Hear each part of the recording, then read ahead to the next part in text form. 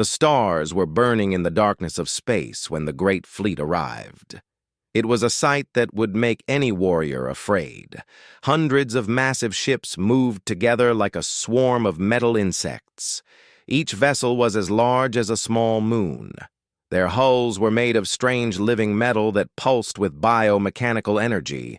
The Calvaxian Galactic Empire had conquered 73 star systems before this moment. They had never lost a single war. They had never turned back from any fight. Now they approached the border of human space with confidence that bordered on arrogance. Commander Lisa Morgan sat in her command chair aboard the Terran Defense Station Vigilance. She was a woman of 40 years, with sharp eyes and steady hands. Her brown hair was pulled back in a tight bun. Her uniform was crisp and clean despite the long hours she had worked. The detection screens showed the incoming fleet. The numbers were staggering. 300 capital ships, over 1,000 support vessels, countless fighter craft. This was not a scouting party, this was an invasion force. Lisa took a deep breath. She had trained for this moment her entire career. But nothing could truly prepare someone for seeing such overwhelming force heading toward your home. The communications officer turned to her. He was young and his hands were shaking slightly. "Commander, the enemy fleet is at the border marker. They are not slowing down." Lisa nodded. "Open a channel on all frequencies." The officer worked his controls. "Channel open." Commander Lisa spoke clearly and calmly. Her voice carried the weight of authority, but there was no fear in it. "This is Commander Lisa Morgan of Terran Defense. Command, you have reached the sovereign border of humanity. Turn back now. This is your only warning." The transmission went out across space. For a moment there was silence. Then the response came. It was a deep voice filled with contempt. The Calvaxian language was harsh and guttural. The translation came through immediately. "This is Supreme Archon Thelzar of the Calvaxian Empire. We do not recognize your borders. We do not accept your warnings. Your primitive species will submit or be destroyed. Your choice is irrelevant. We take what we want. Resistance is futile." The channel went dead. Lisa had expected this response. The intelligence reports had been clear about Calvaxian psychology. They viewed all other species as inferior. They believed their biomechanical technology made them invincible. They had crushed every civilization they encountered. Lisa looked at her crew. Every face showed tension, but also determination. These were trained soldiers. They knew what was coming. All stations prepare for combat. Activate defense grid. Alpha through Omega deploy. All fighter squadrons. Charge all weapon systems. Set shields to maximum. The station hummed with energy as systems came online. Throughout the sector, other defense stations did the same. Behind them stood the might of Terran defense command ships that could bend the laws of physics. Weapons that used principles the Calvaxians had never imagined. Soldiers in powered armor that made them faster and stronger than any biological being. The humans had prepared for this day. They had spent decades building their defenses. They had studied every alien race they encountered. They had learned from history that peace was maintained through strength. The Calvaxian fleet moved forward. They formed attack formations. Their weapons began to glow with deadly energy. The first colony in their path was New Hope. It was a small world with 50,000 human settlers. Families lived there. Children played in the streets. Farmers grew food in the rich soil. The Calvaxians did not care. They opened fire without hesitation. Massive energy beams lanced out toward the colony, but the beams never reached their targets. Defense shields flickered to life around New Hope. The energy beams struck the shields and simply stopped. The power dissipated harmlessly into space. The Calvaxians were surprised. They increased their firepower, more ships joined the bombardment, the shields held, then the Terran defense platforms responded. What happened next shocked the Calvaxian. Fleet weapons that should not exist opened fire. Reality itself seemed to bend around the Terran weapons, space warped and twisted. Calvaxian ships found themselves torn apart by forces they could not understand. Dimensional rifts opened and closed. Enemy vessels were cut in half by the collapsing space. Antimatter missiles struck with devastating precision. Biomechanical armor that had withstood conventional weapons for centuries simply ceased to exist. The Calvaxians had never encountered resistance like this. 20 ships were destroyed in the first minute, 50 more were crippled. The human fighters launched. They moved with impossible speed. Pilots in neural-linked armor responded faster than thought. They weaved through enemy fire like dancers. Their weapons found weak points in Calvaxian defenses. More enemy ships fell. Supreme, Archon. Thelzar watched from his command throne. His multiple eyes widened in disbelief. How could these primitives resist his might? How could they destroy his ships so easily? This was not how conquests were supposed to go. He roared commands to his subordinates. Send in the heavy assault ships. Deploy the bioweapons. Crush these insects. But even as he gave orders, something else was happening. Something that would change everything. Far from the battle on the forest moon of Eridani Prime, a figure stood watching the stars. She looked like a young woman. Her features were delicate and perfect. Her ears came to elegant points. Her eyes held the wisdom of ages. Her name was Lyra Silverwind. She wore robes that seemed to shimmer between reality and dream. Beside her stood a creature that defied explanation. Ember the dragon was massive, beyond measure. His scales reflected light in ways that hurt to look at.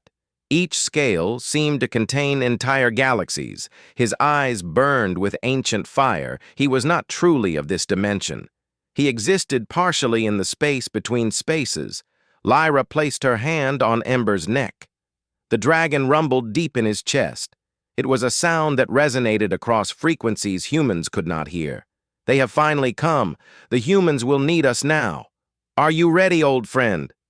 Ember responded. Not with words, but with feelings that flooded into Lyra's mind. They had been bonded for so long that they were almost one being. He was ready. They had been waiting for this moment for centuries. Lyra had watched humanity from the shadows. She had seen them grow from primitive tribes to a spacefaring civilization. She had seen their wars and their peace. She had seen their cruelty and their kindness. She had waited to see if they were worthy. The Calvaxians were a test, not just of human military might, but of human character. Would humanity stand firm against overwhelming odds? Would they fight not just for survival, but for what was right? Lyra believed they would. Now it was time to reveal herself. Ember spread his wings. They were vast enough to shadow mountains, but more than that, they could spread across the fabric of reality itself. The dragon could fly through space as easily as through air. He could breathe fire that burned in vacuum. He could survive anything. Lyra climbed onto his back. She wore no spacesuit. She needed none. The ancient magics that sustained her were beyond such simple needs. Together they launched into the sky. They accelerated faster than any ship. They pierced the atmosphere and entered the void. Behind them, the forest moon grew small. Ahead lay the battle. Ahead lay destiny. The Galactic Empire had reached the border. Terran Command had said halt, but that was only the beginning. Now came the real war. Now came the moment when everything would change. And in the darkness between stars, something else stirred. Something ancient and hungry. Something that had been waiting for this moment. The void. Wraiths sensed the opening. They sensed the coming conflict, and they began to move. Katie Sullivan stared at the combat footage with growing confusion. She was a Terran intelligence officer with 12 years of experience. She had analyzed thousands of battle reports. She had seen every weapon system humanity possessed. But this made no sense. The screen showed a Calvaxian destroyer being torn apart, but not by Terran weapons. Something else was attacking it. The footage showed a streak of fire moving through space. It moved too fast for the cameras to capture clearly, but in one frame, the computers had managed to enhance the image. Katie leaned forward. Her heart began to beat faster. There was a figure riding through the vacuum of space. It looked like a woman in flowing robes. Beside her, or beneath her, or somehow with her, was something massive. Something with wings. Something that breathed fire in the void where fire should not exist. "This is impossible," Katie whispered to herself. The other analysts in the room were equally confused. They ran the footage again and again. 3 more Calvaxian ships had been destroyed by this unknown force. In each case, the pattern was the same: a streak of fire, a figure that seemed to ignore the laws of physics destruction that came from no recognizable weapon. Katie picked up her data pad and rushed to the command center. Admiral Nicole Grant needed to see this immediately. The admiral was a tall woman with steel-gray hair. She had commanded fleets for 20 years. Nothing surprised her anymore, or so she had thought. Admiral Grant watched the footage 3 times. Her expression remained neutral, but Katie could see the tension in her jaw. "Get me a full analysis. I want to know what that is, who that is, and how they are doing that." Katie nodded and returned to her station, but before she could begin her work, something happened. A message came through on an open channel. It was directed specifically at the Terran command ship Odyssey. "This is Lyra Silverwind. I have come to stand with humanity. I request permission to speak with your commanders." The voice was clear and musical. It had a quality that seemed to resonate in ways normal voices did not. Admiral Grant and Katie exchanged glances. Grant made a decision. "Grant this permission. Bring whoever or whatever that is to the Odyssey. Use extreme caution." An hour later, Lyra stood in the main briefing room of the Odyssey. She looked exactly as she had in the footage. Young and beautiful, with pointed ears and eyes that held depths no human eyes possessed. She wore robes that seemed to shift colors when you were not looking directly at them. The room was filled with senior officers. All of them stared at her with mixture of wonder and suspicion. Admiral Grant spoke first. "You destroyed 3 Calvaxian dreadnoughts. How did you do that? What are you?" Lyra smiled gently. "I am what you might call an elf, though that word does not truly capture what I am. My people existed long before humanity. We spanned dimensions and realities. We were guardians of the balance between worlds. Admiral Grant remained calm. We're guardians. Past tense. What happened to your people?" Lyra's expression grew sad. "We fell in a great war, a war against entities from outside reality, creatures we called the Void Wraiths. They consume entire dimensions. They hunger for all life. My people fought them and lost. Now only I remain, and my bonded partner Ember." Katie spoke up. "Ember is the dragon." Lyra nodded. "He is not merely a pet or companion. We are bonded at a level you cannot imagine. We are 2 beings who share one purpose. And that purpose, as Admiral Grant asked, to protect this reality from the Void Wraiths, to ensure they never find new prey." Lyra's eyes met the Admiral's. "And you are connected to the Calvaxians." How Katie asked Lyra's expression grew grave.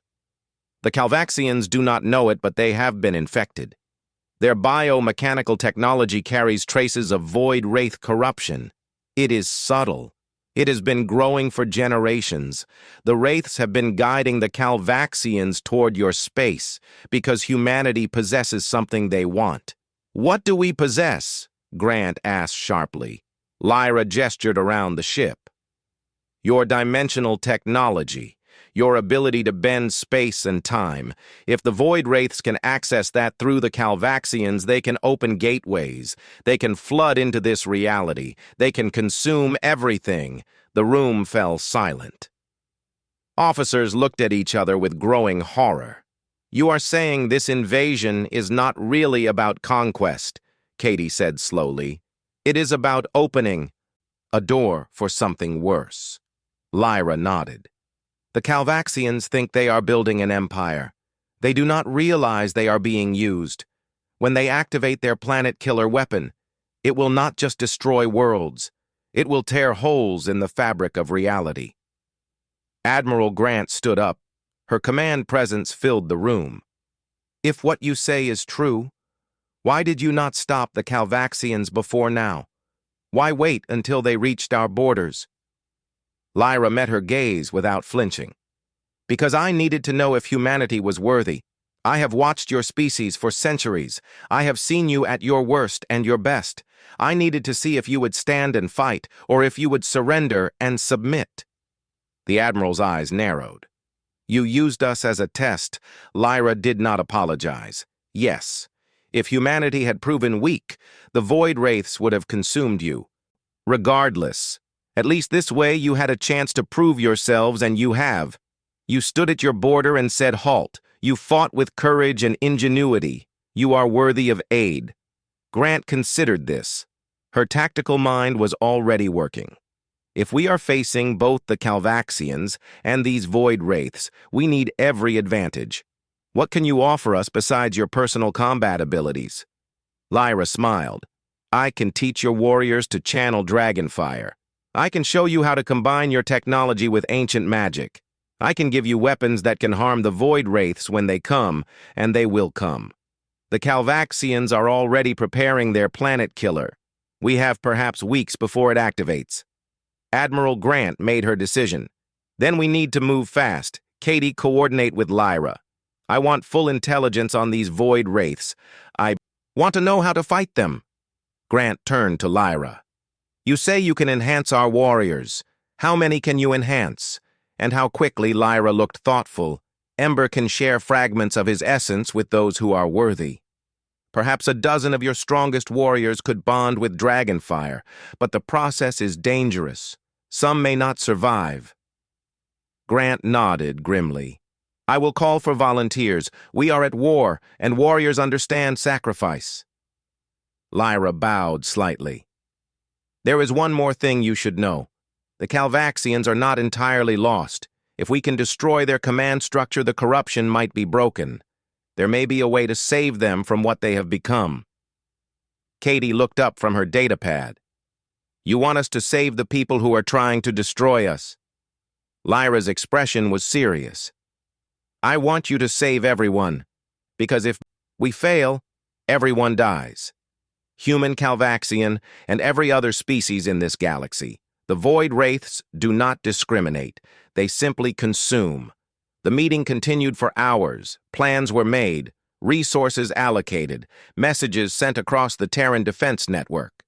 Katie worked late into the night analyzing everything Lyra had told them. The more she learned, the more frightened she became. The Void Wraiths were not like any enemy humanity had faced. They were not physical beings that could be shot or bombed. They were more like a disease, an infection of reality itself. Where they touched existence, they left nothing but emptiness. Katie found old records in the intelligence archives. Stories from alien civilizations humanity had encountered, legends of the devourers, myths of the nothing that hungers. Every spacefaring race had such stories. Katie had always assumed they were just myths. Now she knew better. Meanwhile, in a special training facility, volunteers gathered. These were the best of the best elite soldiers who had proven themselves in countless battles. Lyra walked among them with Ember at her side. The dragon was even more impressive up close. His presence was overwhelming. Some of the soldiers took involuntary steps backward, but one woman stepped forward. Her name was Claire Hayes. She was a lieutenant with a distinguished service record. She looked up at the massive dragon without fear. I volunteer to be first. Lyra studied her carefully. You understand the risk. You may not survive the bonding. Claire nodded. I understand. But if this gives us a chance to win, I will take that risk. Lyra smiled. You are brave. Ember approves. The dragon lowered his massive head. He opened his jaws slightly. Fire began to build in his throat. But this was not ordinary fire. This was the fire that burned between dimensions. This was the essence of creation and destruction bound together. Claire stood still as the fire washed over her. She screamed.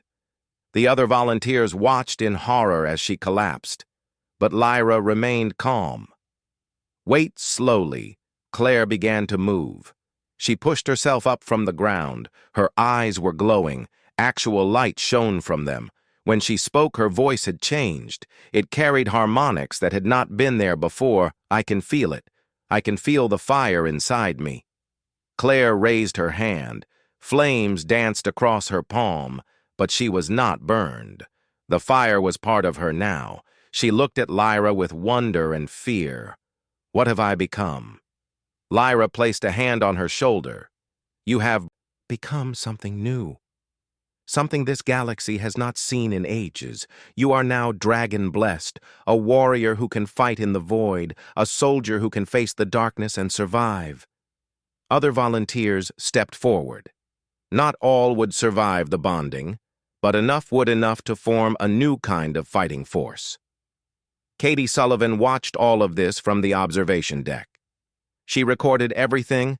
Her analytical mind was already seeing possibilities. If dragon-blessed warriors could be created in greater numbers, if the bonding could be refined and made safer, humanity might have a chance. But time was running out. Reports came in from the front lines. The Calvaxians had stopped their advance. They were consolidating their forces. They were preparing something big. Katie ran the data through her computers. She projected probable outcomes, and she did not like what she saw. The Calvaxians were moving toward the Arcturus system. That system was strategically useless. It had no colonies, no resources worth taking. So why go there?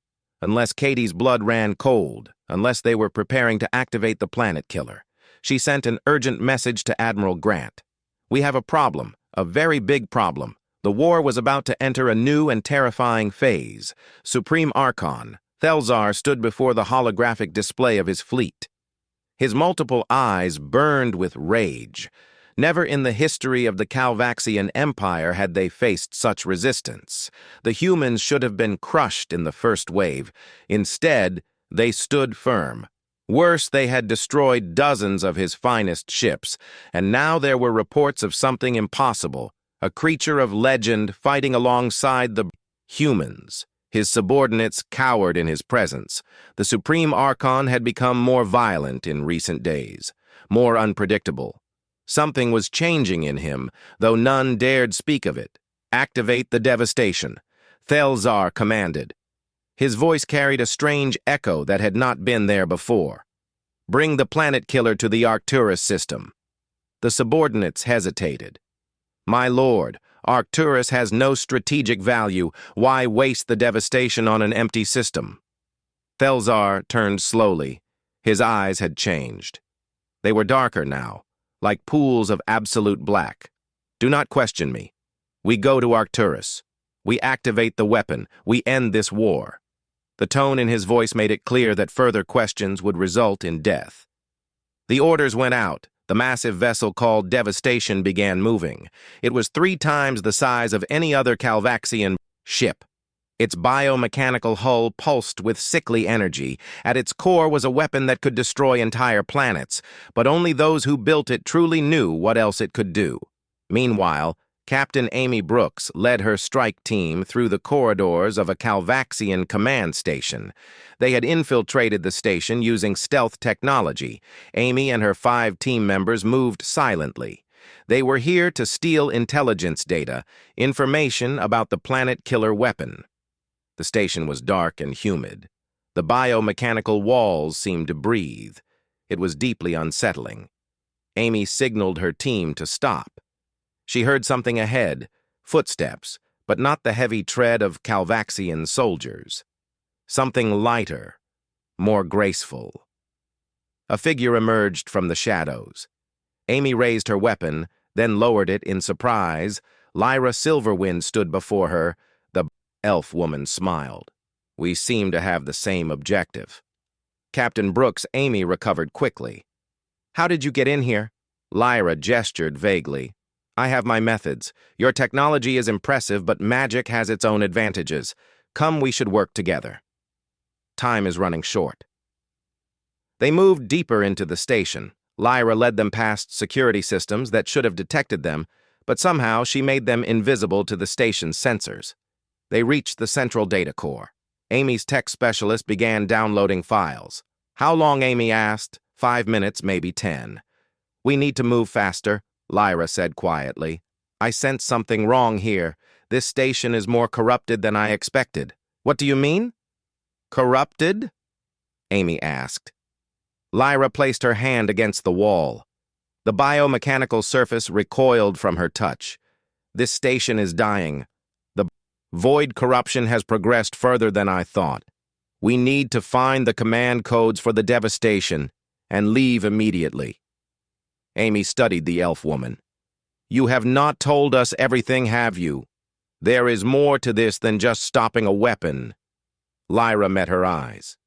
There is always more, Captain. But right now we focus on survival. Later, I will explain what I can. The download completed, Amy's team prepared to leave, but alarms suddenly blared. They had been discovered. Calvaxian soldiers poured into the chamber. Amy and her team opened fire. Their weapons cut down the first wave, but more kept coming. Lyra stepped forward. Fire blazed around her without consuming her. She raised her hands. Ancient words in a language that hurt to hear spilled from her lips. The attacking soldiers stopped. They clutched their heads. Some fell to the ground. Others fled in terror. What did you do to them? Amy asked. I showed them the truth, showed them what their empire has become, showed them the corruption eating away at their souls. Some minds break when confronted with such knowledge. They escaped the station. Amy's ship waited in orbit. As they flew away, Amy saw Lyra looking back at the station. There was deep sadness in the elf woman's eyes. They do not deserve what is happening to them, Lyra said softly. The Calvaxians were once a noble species. They had honor and pride. The void wraiths twisted them slowly over generations. By the time they realized something was wrong, it was too late. Can they be saved? Amy asked. Lyra was silent for a moment. Perhaps if we can sever the connection to the void, if we can destroy the source of the corruption, there is a chance. Back on the Odyssey. Katie Sullivan analyzed the stolen data. What she found made her sick. The planet killer weapon was not designed to just destroy worlds. It was designed to tear open dimensional rifts, to create gateways between realities, and according to the data, the Calvaxians had been building it for decades, long before they ever encountered humanity. Someone or something had given them the designs. Someone had guided them to create this abomination. Katie sent her findings to Admiral Grant. The Admiral called an emergency meeting. All senior officers attended. Lyra was also present. Grant laid out the situation. The Calvaxians are moving the devastation to Arcturus. Once there, they will activate it. According to our intelligence, the weapon will create a rift large enough for Grant. Paused, looking at Lyra, large enough for an invasion. Lyra finished. Millions of void wraiths will pour through. They will consume everything in this galaxy. We have perhaps 1 week before activation. Maybe less. General Helen Foster spoke up. She was responsible for coordinating Terran defenses across 12 star systems. Can we stop them before they reach Arcturus? Can we destroy the devastation in transit? Lyra shook her head. The devastation is too well protected. The entire Calvaxian fleet surrounds it. A direct assault would cost you everything and likely fail. Then what do you suggest? Grant asked. Lyra leaned forward. We need to let them reach Arcturus. Let them begin the activation sequence. But we will be ready. When the rift begins to open, we use your dimensional weapons. We collapse the rift before it fully forms. We seal it permanently. Foster frowned. That would require perfect timing. One mistake, and the galaxy dies, Lyra said bluntly. Yes, but it is our only chance. Grant considered the options. There were no good ones, only desperate gambles. What about the Calvaxians themselves? Can we communicate with them? Warn them about what is happening.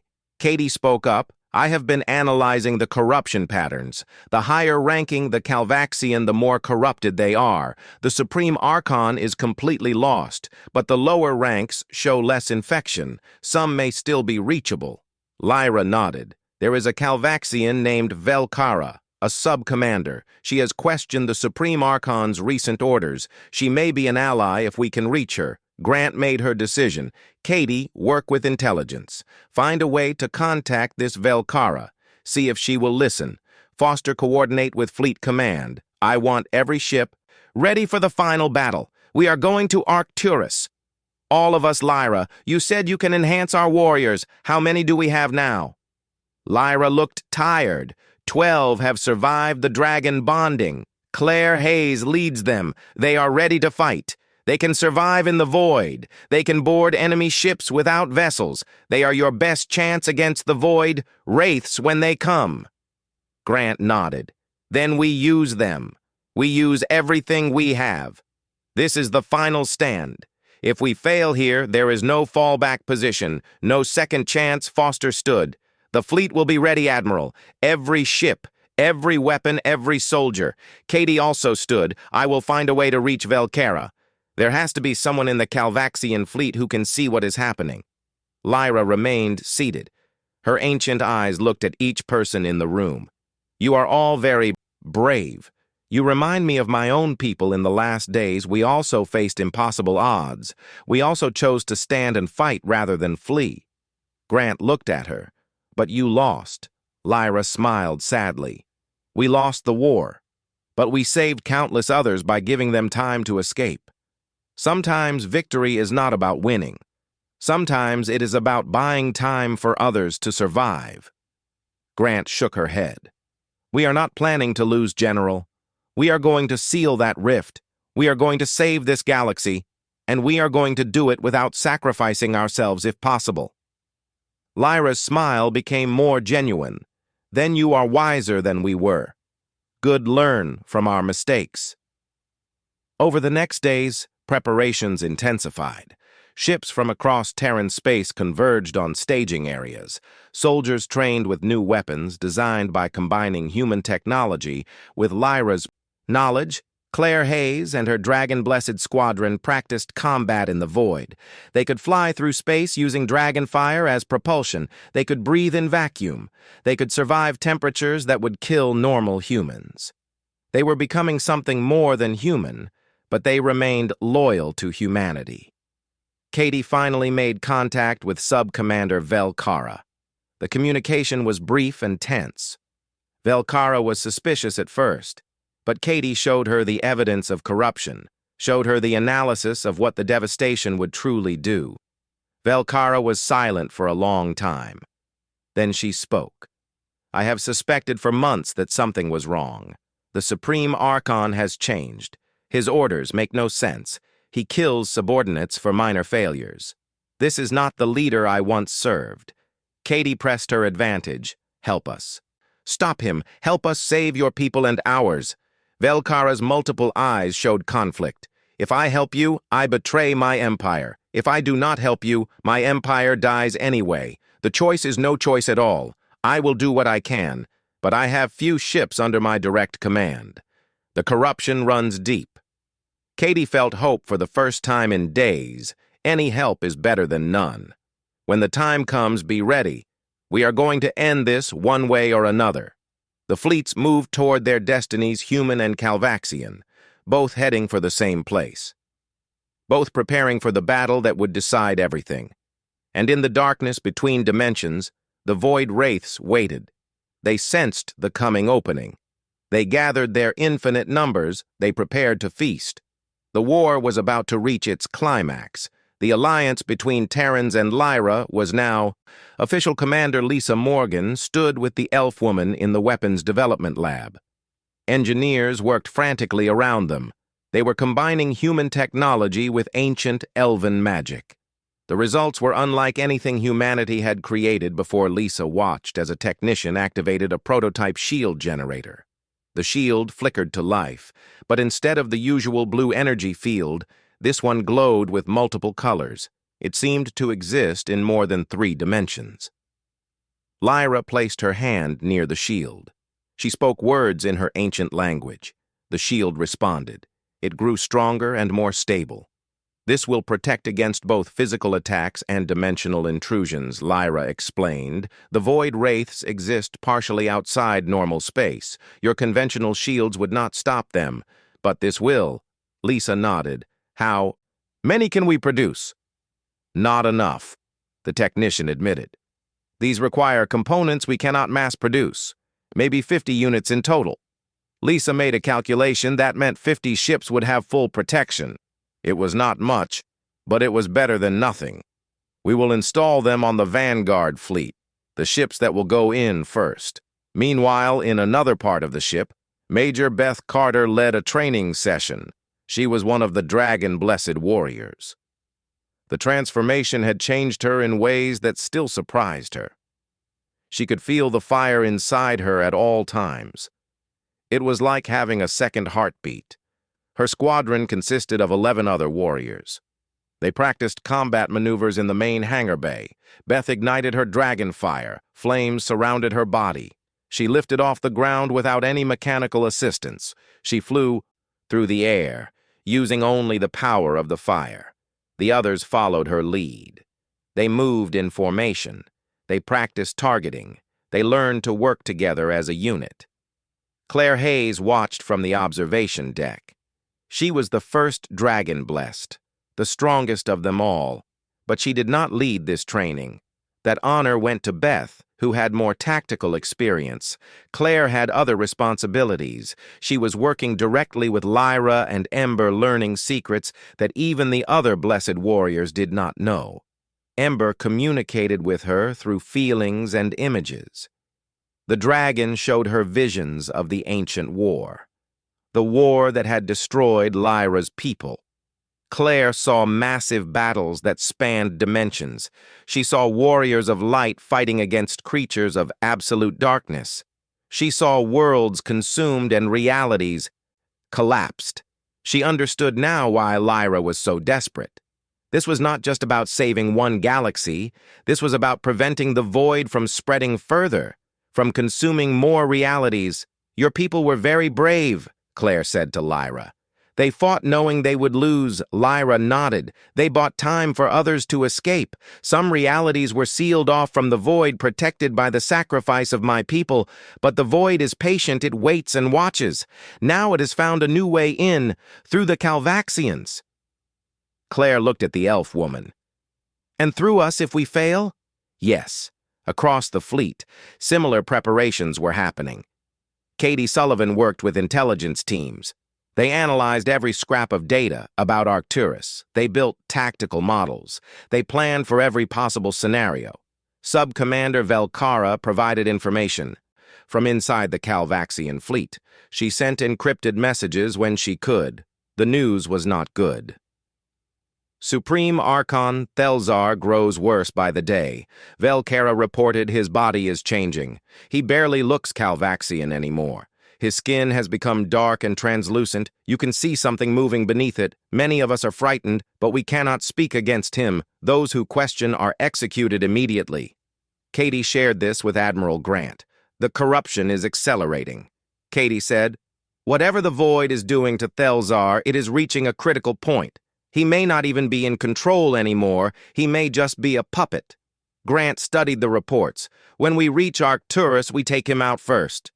If removing the head kills the snake, maybe we can save the rest."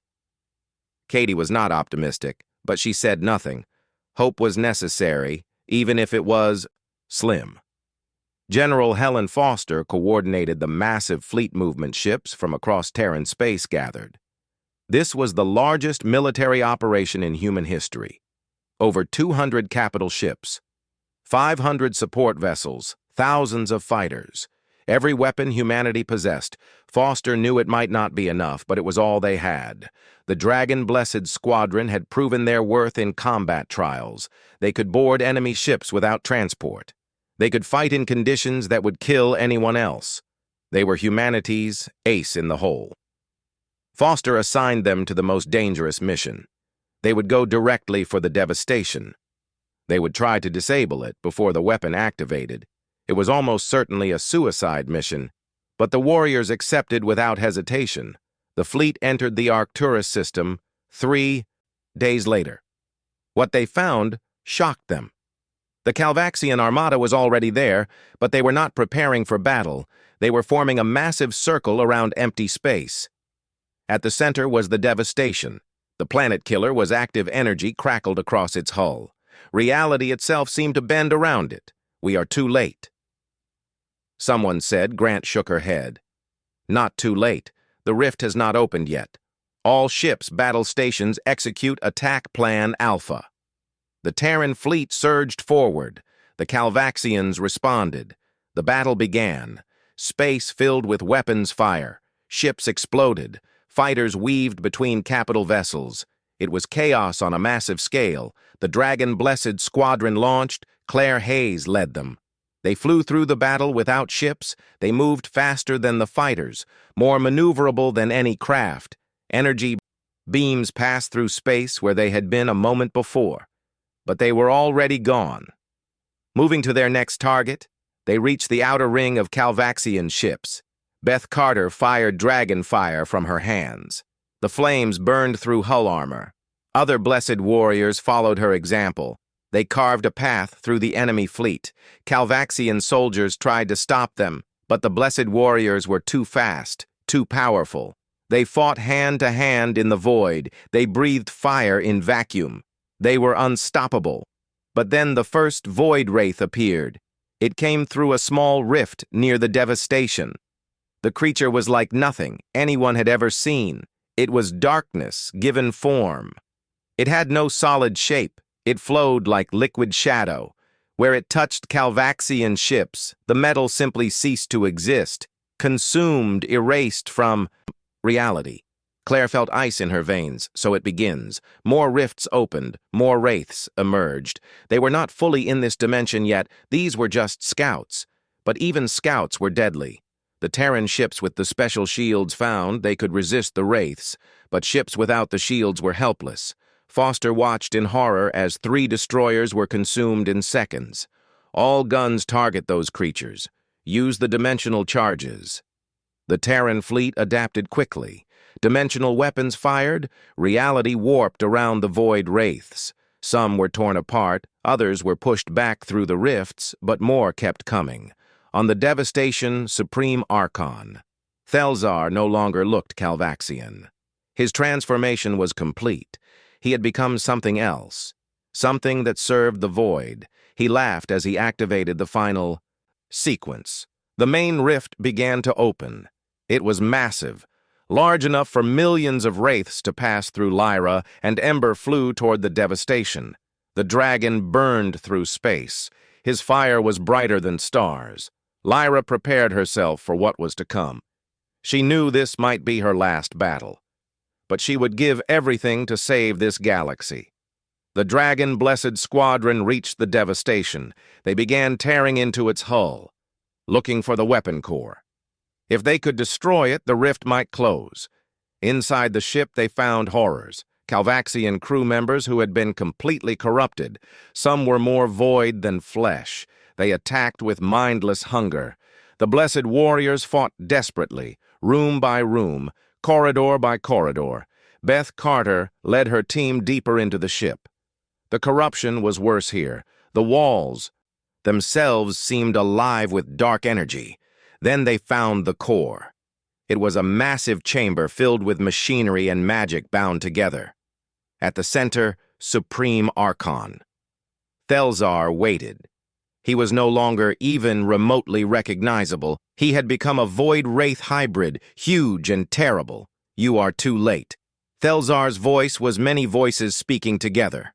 The door opens. My masters come. Your reality will be consumed. Beth raised her hands. Dragon fire blazed. I do not think so. The battle in the core chamber was brutal. Thelzar was incredibly powerful. He wielded void energy like a weapon. The blessed warriors fought with everything they had, but it was not enough. Then Lyra arrived. She entered the chamber with Ember at her side. The dragon roared. The sound resonated across dimensions. Thelzar turned to face her, his multiple eyes widened in recognition. I remember you from the ancient war. Your people destroyed themselves trying to stop us. Now you stand alone.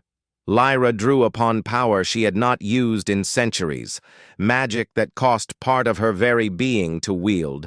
I do not stand alone. I stand with them. She gestured to the human warriors. And together we will finish what my people started. Lyra and Ember attacked. The battle between them and Thelzar shook the entire ship. Reality itself bent and twisted around their conflict. Outside, the main rift continued to grow. Admiral Grant made her decision. All ships fire, dimensional charges on my mark, create a cascading collapse, shut that rift down. But someone would need to guide the collapse from the inside. Someone would need to stabilize it, or the collapse would tear apart the entire star system. Lyra knew. This, she had always known. This was why she had come. This was her purpose, the final purpose. She sent a message to Grant. Do it. I will guide the collapse. I will seal it from within. Grant hesitated. You will not survive, I know, but they will. Lyra smiled as she fought. That is enough. That has always been enough. Commander Morgan, who had first faced the Calvaxian fleet at the border, who had said halt with such confidence, stood on her station and wept. She had come to respect Lyra, to see her as a friend. Now she would lose her, but the galaxy would survive. Sometimes that had to be enough. The combined Terran fleet hung in space around Arcturus. Every ship was committed to this final battle.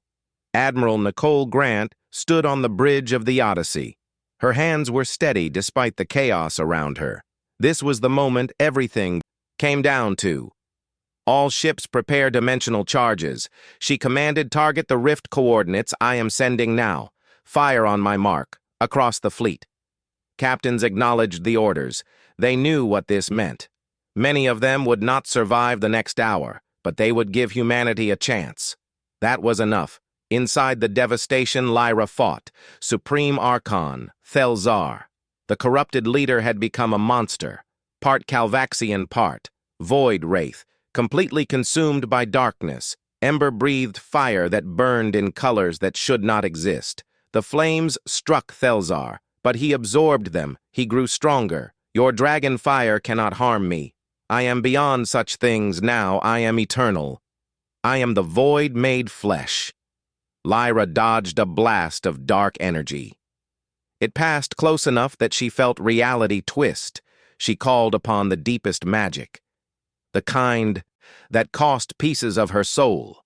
Ancient words of power filled the chamber. Ember joined his power to hers. They were bonded. Two beings with one purpose. Together, they were stronger than either alone. The combined assault hit Thelzar like a hammer. For the first time, he staggered. Impossible! He roared. You should be nothing. You are the last of a dead race. Lyra smiled grimly. The last, perhaps, but not powerless. My people died fighting creatures like you. They taught me well. The blessed warriors used this distraction. Claire Hayes and Beth Carter led their teams to the weapon core. They planted charges on key systems. If they could disable the power source, the rift would destabilize. But the core was protected by corrupted Calvaxian soldiers. These were not enemies that could be reasoned with. They were puppets of the void. The warriors fought desperately. Dragonfire filled the corridors. Bodies fell, both human and Calvaxian. Beth took a hit. Dark energy burned through her armor. She fell. Claire caught her. Stay with me. We are almost done. Beth coughed. Her voice was weak. Finish it. Do not wait for me. Claire felt tears on her face, but she nodded. She had to complete the mission. That was what warriors did. She left Beth with two others to guard her. The rest pushed forward. Outside the ship, the main battle raged. The Terran fleet fought the Calvaxian armada, but more importantly, they fought the Void Wraiths. The creatures poured through smaller rifts. They consumed everything they touched. Ships died not from explosions, but from simply ceasing to exist. General Helen Foster coordinated the defense. She directed fire toward the Wraiths. The dimensional weapons worked, but they were limited, and there were so many Wraiths. Sub-Commander Vel Kara made her choice. She broadcast on all Calvaxian frequencies. "Fellow warriors, hear me. We have been deceived. The Supreme Archon serves darkness, not our empire. If we continue this fight, we all die, human and Calvaxian alike. I choose to stand with the humans who will stand with me." For a moment, nothing happened. Then one ship broke formation, then another, then dozens. Not all Calvaxians followed Vel Kara. Many were too corrupted, but enough did enough to matter. The Calvaxian ships that joined Vel Kara turned their guns on the devastation. They fired everything they had. The massive vessel shuddered under the assault. Inside the core chamber, Claire reached the power source. It was a massive crystal that pulsed with terrible energy. She placed the final charge, set the timer, then ran. Her team followed. They had 30 seconds. They sprinted through corridors. Behind them, the charges began to detonate. The ship shook. Systems failed. The power to the rift weapon started to fade, but it was not enough. The main rift was already too stable. It would not close on its own. Admiral Grant saw the situation clearly. The weapon was disabled, but the rift remained.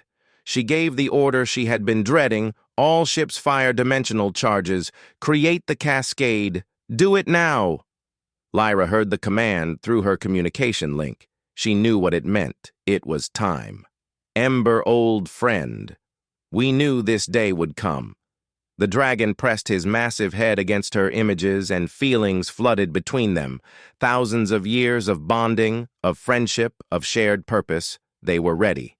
Lyra grabbed Thelzar. He struggled, but she held him with magic. "You will die here with me." She told him, "Your masters will not have this galaxy."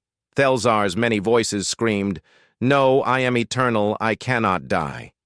Lyra smiled sadly. Everyone dies, even monsters, even elves, even dragons. Outside, the dimensional charges fired. Reality began to collapse around the rift. The cascade had started. Lyra felt the pull. She let go of everything except Ember. Together they flew toward the rift. They carried Thelzar with them. The corrupted Archon fought, but he could not break free. They entered the rift. The space between dimensions. It was chaos here. Pure madness. Void wraiths swarmed around them. But Lyra and Ember did not stop. They flew deeper toward the source of the corruption. They found it a massive tear in the fabric of reality, the wound through which the void was seeping. Lyra gathered all her remaining power, all her magic, all her life force. Ember did the same. Together they wove a seal, a barrier of dragon fire and ancient magic. They pushed the void wraiths back. They forced them through the tear, back to wherever they came from. Thelzar was consumed by the wraiths. His screams echoed across dimensions, then silence. The tear began to close. Lyra and Ember held the seal. They poured everything they had into it. Their very existence. Outside in normal space, the main rift collapsed. The cascade worked. Space folded in on itself. The rift sealed. Admiral Grant watched in awe and horror. The devastation was gone. Consumed by the collapsing dimension, Lyra and Ember were gone too. The blessed warriors who had made it off the ship wept. They felt the moment their connection to Ember ended. The dragon fire inside them flickered but did not die completely, a gift from their bonded dragon, a piece of him that would remain. The battle ended. The Calvaxians who had followed, Vel Kara surrendered. Those who remained corrupted fought to the death. It was over. Humanity had won, but the cost was terrible. Commander Lisa Morgan counted the losses. 47 ships destroyed, thousands of soldiers dead, and Lyra. The ancient guardian who had given everything, Katie Sullivan, sat at her station and cried. She had known Lyra for such a short time, but the elf woman had changed everything, had given humanity hope when there was none. General Foster began the long process of organizing the aftermath. Medical ships moved among the wreckage, rescuing survivors. Tending to the wounded Admiral Grant gave orders. Calmly, but inside she felt hollow. They had won, but victory felt like ashes. 6 months passed, the galaxy slowly healed. The Calvaxians who survived were freed from void corruption. Without Thelzar and the devastation, the infection faded. Velkara led her people in making peace with humanity. Together they formed the Terran Alliance, a new government that included both species. The war had transformed them both. Katie Sullivan was promoted to Director of Intelligence. She oversaw research into dimensional science, studying what Lyra had taught them. Captain Amy Brooks became a training instructor. She taught new soldiers about the war, about sacrifice, about courage. General Foster helped build a new fleet ships designed to guard against dimensional threats, just in case the void ever returned. The Dragon-Blessed Warriors became the Guardian Corps, an elite force dedicated to protecting the galaxy. Claire Hayes recovered from her wounds. She led the Corps with Beth Carter at her side. Commander Morgan oversaw the construction of a memorial station at Arcturus. It honored all who fell, human and Calvaxian alike. At the center was a statue. It showed a woman with pointed ears standing beside a massive dragon. Lyra and Ember, forever, watching over those they saved. The unveiling ceremony was attended by thousands. Admiral Grant gave the speech. She spoke of sacrifice, of courage, of those who stand against the darkness, of those who say halt when evil comes, of those who give everything so others may live. When she finished, there was not a dry eye in the crowd. But on the forest moon of Eridani Prime, something stirred. In the place where Lyra once stood, where she watched the stars and waited. A young woman opened her eyes. She looked exactly like Lyra, but also different. New beside her, an egg cracked. A small dragon emerged. Its scales shimmered with the same colors Ember had shown. The young woman smiled. She placed her hand on the dragon's head. Images flooded between them. Memories that were not hers, yet somehow were she understood. She and the dragon were not Lyra and Ember, but they were also not entirely different. They were the same souls, reborn, the cycle continuing, as it always had, as it always would. The young woman stood. She looked up at the stars, somewhere out there. Humanity was rebuilding, creating a new future, a future she and Ember had died to protect. But they were not gone. They were transformed, reborn to continue their watch. The young woman spoke her first words in this new life. The cycle continues. As it always has, we are not finished. Our watch is not ended. The small dragon chirped. He spread tiny wings. One day they would be as vast as mountains. One day he would breathe fire that could melt stars. But not yet. Now they would rest, would grow, would watch, and when darkness threatened again, they would be ready. The Galactic Empire had reached the border. Terran Command had said halt, and with the help of ancient guardians, humanity had stood firm. The war was over, but the story was not finished. It never truly is. In the darkness between dimensions, the void waited. It was patient. It had all the time in existence. One day it would try again. But when that day came, when darkness rose once more, humanity would not stand alone, somewhere on a forest moon. A young elf woman and her dragon grew stronger. Learning training. Preparing. The Guardians were reborn, the watch continued, and the galaxy was safe for now. That would have to be enough.